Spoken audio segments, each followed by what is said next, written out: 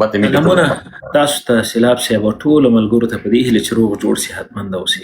وعلیکم السلام. ستړي مه شئ مشره. ژوندي اوسئ. ما مخکې هم داسې یوه لنډه غوندې ویډیو جوړه کړله. له ډېره ځنډه وروسته زه بېرته په دغسې حالاتو کې هم خاموشي یو ډول بې غیرتي ده. دا یې لومړی ځل نه، دا یې دویم ځل نه، او دا یې دریم ځل نه. 20 کاله په جمهوریت کې هم به مونږ بریدونه کېدل او دغه اوس هم کېږي او دا به بار بار کېږي. داسې نه ده چې دا یوه ورځ به دې پاکستان یوې نتیجې ته رسېږي چې نور زیاتي موږ له افغانستان سره دښمني خلاصه سوه، نور زیاتي کیسه ختمه. نه، چې ته ژوندی افغانستان شتون لري، د افغانستان نوم وجود لري، په تا باندې به پاکستان دغه ډول یرغلې کوي، یا به دې بمبار در باندې کوي، یا به در کې انسانان په دا ډول روزي چې تر څو پورې تا دغه نوم له منځه یوسي، تا په چې کومه جغرافیه باندې د نوم ده دا له منځه درته یوسي. د دغې د حل یې څه شی دی؟ لاره باید موږ او تاسو پر موږ ځوانان دلته ناست یو، احساساتي خبرې کول، دوی بیرته ووهو، موږ یې پوستې ورولوځولې، دا مو کړل، دا خو یې هغه عکس العمل ده چې موږ یې په مقابل کې کوو. راځئ چې نور خپل عکس العمل په دا ډول ونه ښیو.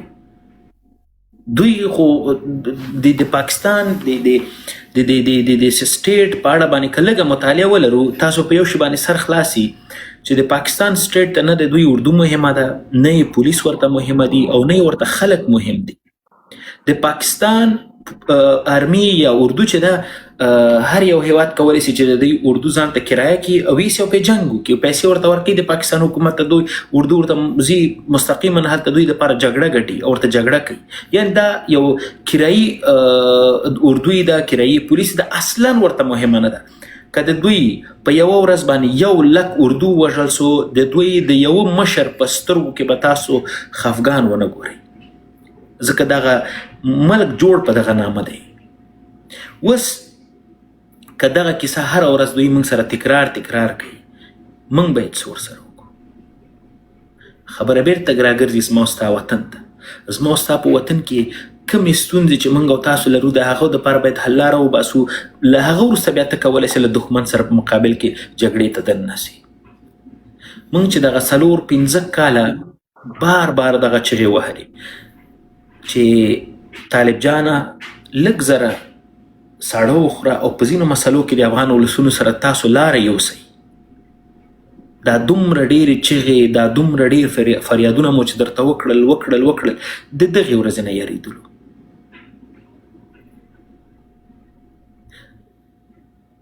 د پاکستان حکومت سره، د پاکستان هیواد سره ولسونه نه دي ولاړ. تاسو دغه یوه خبره یاد وساتئ، هلته په بلوڅو کې، په دغه پښتونخوا کې هره ورځ د پاکستان اردو وژل کېږي. تاسو یو پښتون، تاسو یو بلوڅ، تا یو پاکستانی لیدلی چې میډیا ته راغلی دغه ډول غم شریکي د خپل اردو سره کړي؟ خو نه، ځکه چې هلته احساسات وجود نه لري، هلته ځکه دا ټول سیسټم کرایه ده. خو زما او ستا په وطن کې دغه کیسه نه ده. زما او ستا په وطن کې که یوه چرګه هم وژل کېږي، زه پرې ځورېږم، زه به دلته خپل درد دلته ښایم چې زه سره غم شریکي کوم.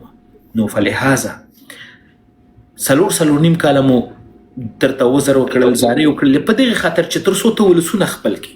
ولسونه خو دې خپل نه کړل. اوس دغه جګړه پاتې تاته ده. اوس یې څنګه کوې؟ یوازې کولی شي؟ نه، په یوازې باندې خو ته بنګلادیش هم نسي وهلی، تر ټولو یو ضعیفه هیواد هم نسي وهلی چې تر څو پورې تا سره ولسونه ورندرېږي. نو اوس راځم خپلې اصلي خبرې ته. نن ورځ هغه ورځ را رسېدلې ده موږ او تاسو چې جمهوریتي اسلامي امارت خلقی، دا ټول دغه موضوعات چې موږ او تاسو فی الحال دي، دا په یو ډډ ته کېږدو. تاسو پنجاب پیژندنې کې لږ څه مهارت باید پیدا کړئ. پنجاب په څومره هوښیارتیا او څومره په ځیرکتیا سره موږ او تاسو سره دغه لوبه مخ ته یوړله. د جمهوریت په وخت کې را سره څه وکړل، او نن د طالبانو په حاکمیت کې موږ سره څه روان دي. د طالب سره زه د ملا صاحب محمد عمر نه رانیولی تر اوسه پورې د دغه ټول فکري مکتب سره موږ ستونزه لرو. زه شخصا یې لرم، د افغانستان ولسونه لري، دا به موږ لرو، دا به ټول عمر موږ سره بحثونه او خبرې به پرې کوو. دا به اوس یو بغل ته پرېږدي، دا جمهوریتي ده، دا امارتي دی، دا ده او دا هغه ده. اوس فی الحال لپاره پنجاب وپېژنه، هلته یې در باندې یرغل کړی او دلته په ټولنیزو رسنیو باندې یو 15 تنه 6 تنه 10 تنه درته نازي زه افغان یم، زه پښتون یم. خو ته څنګه افغان یې، ته څنګه پښتون یې چې ته د بر وطن په درد او په زغم باندې یوه خبره نشي کولی؟ مهرباني وکړئ ټوله ټولنیزو رسنۍ میډیا خبرونه تاسو وګورئ، یو پښتون یو افغان د کوز وطن وښیي چې په دغې موضوع باندې اوس وغږېږي، یو مشخص یو څو افراد به درته نه ښیي. ولې پرې نه غږېږي؟ ځکه چې دوی دغسې روزل سوي او دغسې ټرین کړي دي. نو هیله مې له تاسو ټولو ملګرو نه دا ده چې فی الحال دپاره موږ او تاسو باید د دښمن خبرو ته، د دښمن روایتونو ته، د دښمن پروپاګنډې ته موږ او تاسو د دښمن پلانونو ته باید موږ سره هم موږ ورته وسیله ونه ګرځو. که چیرې موږ او تاسو ورته وسیله وګرځېدلو، دوی په خپل هغه پلان کې نور هم کامیابیږي. نو فلهذا ډیر په مهارت سره زمونږ او ستاسو داخلي ستونزې، داخلي مشکلات دا به 100 کاله به نور هم وي. ما مخکې په ویډیو کې مو ویل چې د ډاکټر صاحب د نجیب موضوع او د ملا صاحب محمد عمر موضوع دا زما داخلي موضوع ده، په دې به زه 10 ځلې نور هم بحثونه او جنجالونه کوم، خو بیا پردي ته اجازه نه ورکوم چې زما په داخلي موضوعاتو کې ما سره خبرې وکړي. که د جمهوریت وخت هم په ما باندې یرغل کېده، د طالب وخت اوس هم په ما یرغل کېږي. نو فلهذا د دغه پنجابي په مقابل کې موږ او تاسو باید فی الحال دپاره د وطن په خاطر او د وطنوالو په خاطر باید یو اوسېږو. که چیرته موږ او تاسو په دغه ډول په خاموشۍ او په چپتیا باندې تودرېږه چې زه دلته د اسلامي امارت سره زه فکري اختلافات لرم، زه د طالب سره ستونزې لرم، دلته زه راپاڅېږم، هیله کوم دغه خبر زما لږ دقیق واورئ چې هلته د جمهوریتي او امارتي کې ما تاسو سره وویشي، دوی ښه په خپل پلان کې کامیاب شول.